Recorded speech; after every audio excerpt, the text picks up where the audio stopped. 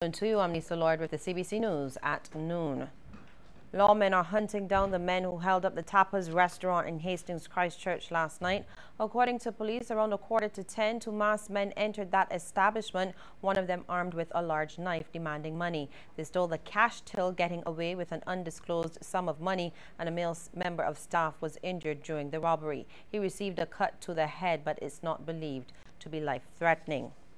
Meantime, there was another robbery, this time at Rubis gas station in Coverley, Christchurch. On Tuesday night, around 20 minutes to 9, two men, one armed with a sword, attempted to rob the service attendant there. They didn't get anything from her, but robbed a male customer of an undisclosed sum of money and some of his possessions. The men escaped, and luckily, no one was injured. Another man hauled before the courts today after police reportedly found ammunition at his home. Kevin Jamar Paris of Bissex housing area in St. Joseph has been arrested and charged for unlawful possession of a firearm. Yesterday, lawmen executed a search warrant at the residence of the 29-year-old, and they say 5 rounds of ammunition were found hidden. Paris is expected to appear at the District F Magistrates Court.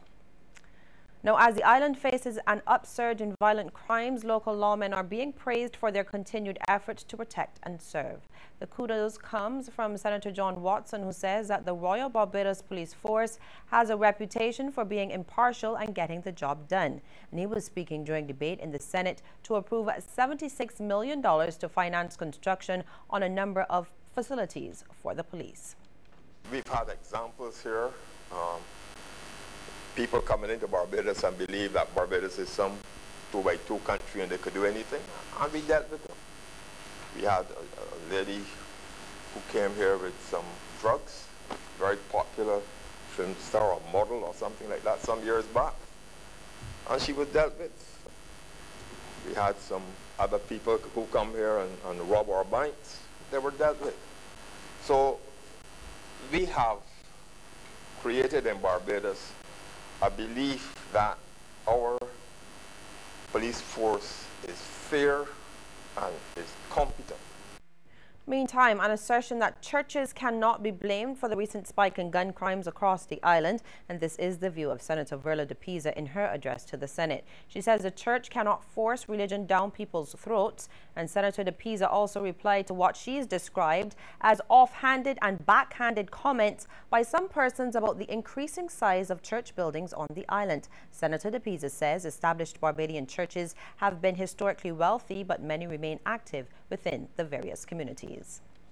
When there is any need in the community, restoration ministry steps up. When there had the violence in Britain's Hill, it was restoration ministries that organized the vigil to bring the groups together that were warring with each other. How can you complain about a building when the works can be seen? Well, the government must do all it can to ensure that the island's air and seaports are secure. Senator Reginald Hunt says security at these ports of entries must be beefed up regardless of how some workers may feel. And he was speaking during debate in the Senate yesterday. Even if it caused the Democratic Labour Party to lose the government, you can't do nothing forever with Jesus. They must implement the necessary measures in this country at either port to protect the interests of the people of this country and its of course, and its inhabitants, which basically is the same. They must do it. We must not allow the tail to wag the dog.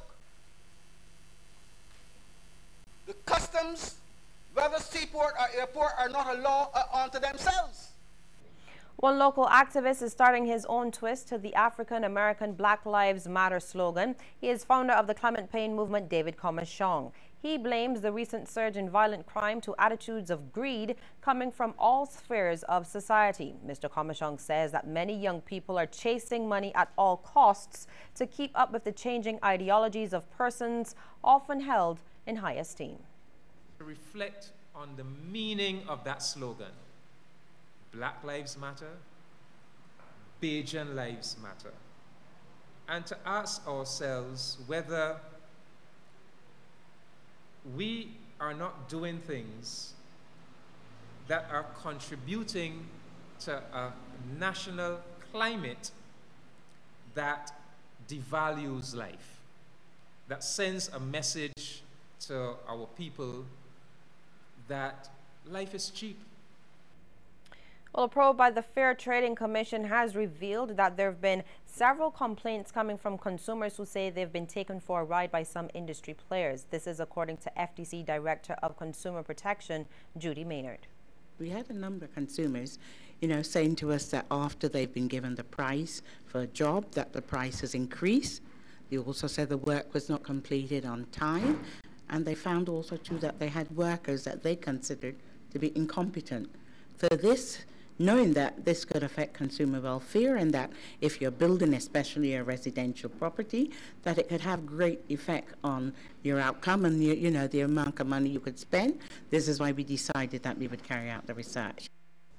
Ms. Maynard was speaking to the media at the FTC's office yesterday. The consumer director says the FTC had talks with construction officials concerning the issue, and she says industry players used the opportunity to vent their feelings about some of the challenges they also face.